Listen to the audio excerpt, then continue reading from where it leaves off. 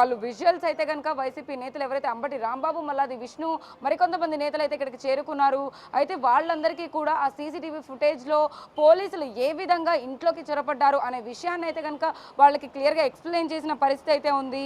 ఇటు గౌతమ్ రెడ్డి కుమార్తె లిఖిత కూడా సీసీటీవీ ఫుటేజ్ ఏదైతే ఉందో పోలీసులు మఫ్తీలో వచ్చి అర్ధరాత్రి సమయంలో ఎలా వచ్చారు ఏంటి అనే దానిపైన కూడా అర్ధరాత్రి సమయంలో ఎంత భయాందోళనకు గురయ్యారు అనేది కూడా మనకి క్లియర్గా ఎక్స్ప్లెయిన్ చేశారు.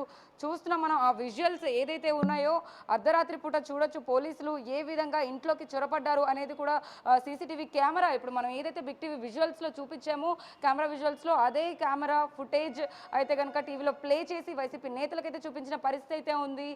మనతో ప్రస్తుతం లిఖిత మేడం కూడా ఉన్నారు. అంటే ఆ సమయంలో ఇంట్లోకి చొరబడినప్పుడు కుమార్తెతో పాటు మేడం కూడా ఉన్నారు, గౌతమ్ రెడ్డి గారి వైఫ్ ఉషా కూడా ఉన్నారు. అదే సమయంలో బెడ్రూమ్ వరకు కూడా వెళ్ళారని చెప్తున్నారు. అసలు ఏం జరిగింది ఏంటి అనేది అడుగుదాం. మేడం, ఏంటి గౌతమ్ రెడ్డి గారి పైన ఎన్నో ఆరోపణలు వస్తున్నాయి, ఈ సీసీటీవీ ఫుటేజ్ ఏం చెప్తోంది? అసలు మీరేం ఇంట్లో ఆ సమయంలో నేను లేనండి, అమ్మ ఒక్కళ్ళే ఉన్నారు. అర్ధరాత్రి సమయంలో దాదాపుగా 25-30 మంది పోలీసుల దాకా ఇంటిని చుట్టుముట్టేశారు. 1:40 ప్రాంతంలో టు బి వెరీ ప్రిసైజ్. కిందంతా చెక్ చేసుకున్నారు, లైట్స్ వేసి లైట్స్ ఆఫ్ చేసుకున్నారు, ఎక్కడెక్కడ లైట్స్ ఉన్నాయో చూసుకున్నారు. అక్కడే కింద మెయిన్ బోర్డు ఉంటే అక్కడ మొత్తం ఎంసీబీలు అది కరెంట్ కట్ చేసేసారు. మొత్తానికి కట్ చేసేసి పైకి రావడానికి ట్రై చేశారు ఫస్ట్ ఫ్లోర్లోకి. గ్రౌండ్ ఫ్లోర్ నుంచి ఫస్ట్ ఫ్లోర్లోకి రావడానికి ఒక స్టీల్ మెటల్ డోర్ ఉంటుంది, ఆ డోర్ని ట్రై చేశారు.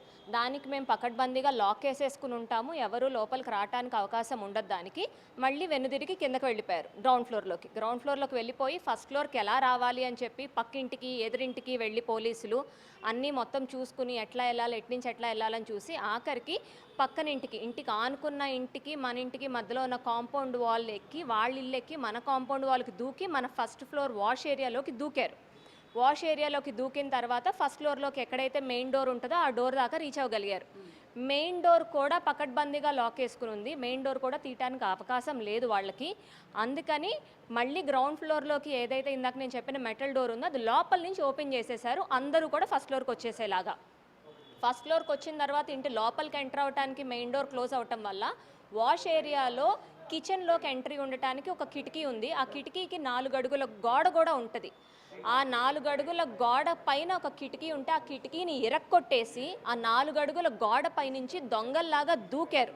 దూకింది యూనిఫామ్లో ఉన్న పోలీసులు, మఫ్టీలో ఉన్న కొంతమంది. ఆ మఫ్టీ సివిల్ డ్రెస్లో ఉన్న వాళ్ళు పోలీసులా కాదా అన్న విషయం అయితే తెలియదు. యూనిఫామ్లోనూ ఉన్నారు కొంతమంది, మఫ్టీలోనూ ఉన్నారు కొంతమంది.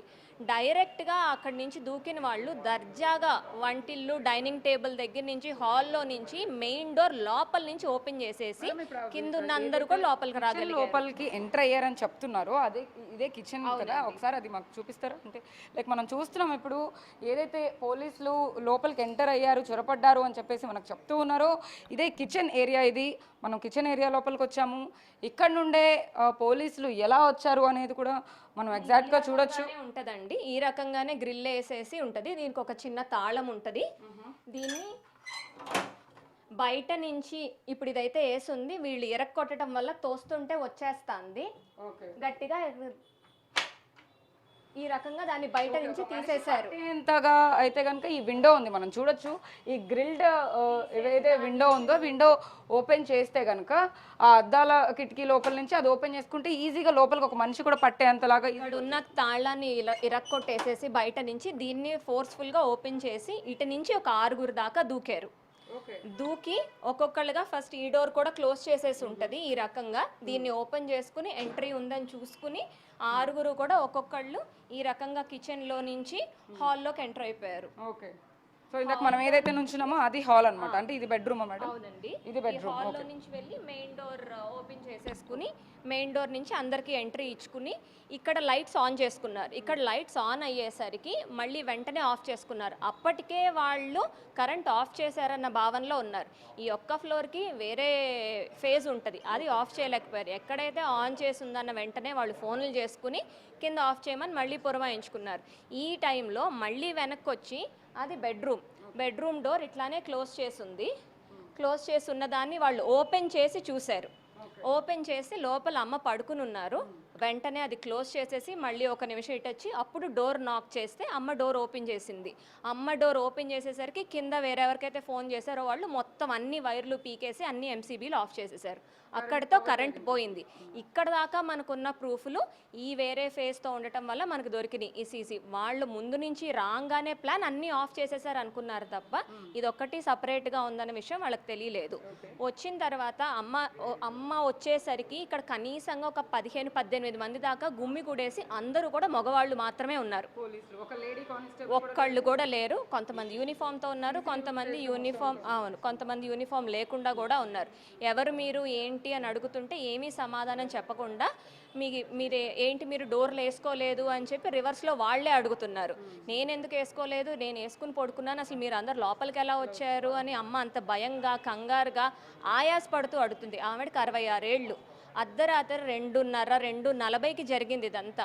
నిద్రలో ఉన్నమ్మ పకడ్బందీగా అన్ని డోర్లు వేసుకుని ఏమైనా ఇన్ఫార్మ్ చేయడం కానీ లేకపోతే కాల్ చేయడం కానీ గౌతమ్ రెడ్డి గారికి ఇట్లా మీ మీద కేసు ఫైల్ అయ్యింది అని చెప్పేసి ఇన్ఫార్మ్ చేయడం అలాంటిది ఏం జరగలేదు అసలు ముందు? అంటే ఇలా చొరబడి ఎటువంటి ఇంటిమేషన్ అయితే లేదండి. అసలు ఇంటిమేషన్ ఉండాలి, పొద్దున పూట రావాలి, లేడీసు రావాలి, లేడీ ఉంది సరే, పోనీ ఇంట్లో లేడీ లేదు అనుకుని గౌతమ్ రెడ్డి గారే ఉన్నారనుకుని ఆయన కోసమే వచ్చారు అనుకుందాం, మగవాళ్ళు పోలీసులు మాత్రమే వచ్చారు కాబట్టి. బట్ ఏ టైంలో రావాలి, ఇంటిమేషన్ ఏది, సర్చ్ వారెంట్ ఏది, అవన్నీ లేకుండా వచ్చారు. వన్స్ మళ్ళీ వచ్చిన తర్వాత వాళ్ళు ఎదురు ప్రశ్న ఇట్లా వేసి అమ్మని కదలనివ్వకుండా అక్కడే పెట్టి, ఆవిడ ఫోను తెచ్చుకొనివ్వలేదు, ఆవిడకి స్పెట్స్ తెచ్చుకొనివ్వలేదు, నుంచున్న దగ్గర నుంచి అక్కడే కూర్చున్న దగ్గర నుంచి కదలకుండా అలానే కనీసంగా గంట సేపు మాట్లాడుతూ ఉన్నారు. గట్టిగా బెదిరించడం, చెప్తావా లేదా, ఇంకెవరున్నారు మేడం కంప్లీట్గా. అంటే అర్ధరాత్రి సమయంలో ఇంటికి వచ్చినప్పుడు ఎవరి గురించి, గౌతమ్ రెడ్డి గారి గురించి అడుగుతున్నారు, కేసు గురించి కూడా ఏమైనా మాట్లాడారా? కేసు గురించి కాదు, కేవలం గౌతమ్ రెడ్డి అన్న మనిషి గురించే. ఎక్కడున్నాడు, ఏం చేస్తాడు, ఎక్కడికి పారిపోయాడు, నువ్వెక్కడికి దాసావు, మీ వాళ్ళు ఎక్కడున్నారు, ఇవే అడుగుతున్నారు తప్ప కేసు గురించి అయితే మాట్లాడలేదు. తర్వాత మొత్తం ఇల్లంతా అర్ధరాత్రి కరెంట్ లేని టైంలో ఇల్లంతా పైన 2వ ఫ్లోర్ 3వ ఫ్లోర్ కూడా తీసుకుని ప్రతి రూము కూడా ఓపెన్ చేసి చెక్ చేయించుకున్నారు. కనీసంగా ఒక 1.5-2 గంటల పాటు సాగింది. అంత పాటు కరెంట్ అన్నది లేదు. పక్క రోజు పొద్దున్న 9:30కి మేము ఒక టెక్నీషియన్ని పిలిపించుకుని కరెంట్ ఇప్పించుకుని మేము చేసుకున్న తర్వాత సీసీలు ఓపెన్ చేసుకుంటే ఇదంతా మాకు బయటపడింది. అప్పటిదాకా కూడా వాళ్ళు ఏం చేశారు అంటే మాకేం దగ్గర ప్రూఫ్లు లేవు. అది కూడా మా అదృష్టం కొద్దీ ఆ ఫేజ్ వేరే ఉండటం వల్ల ఇదంతా బయటపడింది. ఒకవేళ నిజంగానే గౌతమ్ రెడ్డి అన్న మనిషి ఆ రోజు రాత్రి ఇంట్లోనే ఉన్నారనుకోండి, ఇదే రకంగా ఎంట్రీ ఇచ్చారు వీళ్ళందరూ. ఎందుకు, తీసుకెళ్ళిపోవటానికా లేదా ఒకటేసారి చంపేయడానికా? అంతమంది ఇంటిమేషన్ లేకుండా వచ్చారు అంటే ఏం చేయటానికి? నిజంగా స్టేషన్కే తీసుకెళ్లే వాళ్ళైతే కనుక దర్జాగా పొద్దున పూట రండి, వారెంట్తో రండి, ఎంక్వైరీ కానీ పిలవండి. ఇవేమీ లేకుండా అర్ధరాత్రి ఎందుకు వచ్చారు? ఇంట్లో ఉన్నారో లేదో తెలియకేగా వచ్చింది. ఆ టైంలో ఎందుకు తీసుకెళ్ళి ఏం చేయాలని? మాది ఒక కుటుంబమే, మాకు కుటుంబం ఉంది, సరే వేరే కేసు మూలంగా ఇది అది అన్నారు. ఆ కేసు పూర్వపరాలు ఏంటి, ఏం జరుగుతుంది ఏంటి, అదంతా కోర్టులో నడుస్తున్నది, కోర్టులో తేల్చుకోవచ్చు. మధ్యలో ఇవన్నీ ఎందుకు? తీసుకెళ్ళిపోయేదన్నా చేసేద్దాము, పెట్టేద్దాము, దాచేద్దాము, చంపేద్దాం, ఇవన్నీ ఎందుకు?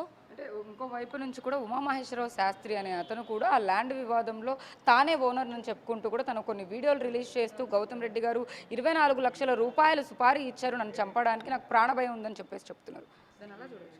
ఆ స్థలం మేము వాళ్ళ దగ్గర నుంచే కొన్నాం, లీగల్గానే కొన్నాం.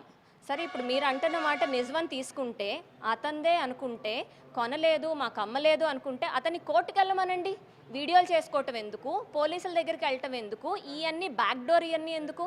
లీగల్గా కోర్టుకు వెళ్ళమనండి, చూసుకుందాం. మేము అలాగేగా వెళ్ళాము, ఇలా పెడుతున్నాడని చెప్పి మేము కోర్టులో వేసాము. తను పెట్టిన అన్నిటికీ కోర్టులో వేసుకున్నాము. తను అన్న వాటిలన్నింటినీ ఫాల్స్ అని చెప్పి స్టేలు ఇచ్చింది, స్టేలు కూడా కొట్టేశారు. లీగల్గానే వెళ్తున్నాం కదా, మేమేమి వాళ్ళకి భయపడిపోయి వేరే రకంగా కాదు కదా. అండ్ మీరు అన్నమాట నన్ను ఇట్లా చేయబోయారు, హత్య చేయబోతున్నారు, సుపారీ ఇచ్చారు, ఇవన్నీ కూడా నాన్ సెన్స్ అండి. ఒకవేళ సరే పోనీ ఇది కూడా మీరు చెప్పింది నిజమే అనుకుంటే కనుక, ఇప్పుడు ఈ టైంలో మేము వైసీపీ పార్టీకి సంబంధించిన వాళ్ళం, ఇప్పుడు మా ప్రభుత్వం కాదు, టీడీపీ ప్రభుత్వం ఇప్పుడు, అందులోనూ చాలా హైలో ఉంది ఇప్పుడు టీడీపీ. రెడ్ బుక్ రాజ్యాంగం అవ్వండి, వాళ్ళ దోపిడీలు అవ్వండి, వాళ్ళ అరాచకాలు అవ్వండి, చాలా హైలో ఉన్నాయి అవన్నీ కూడా.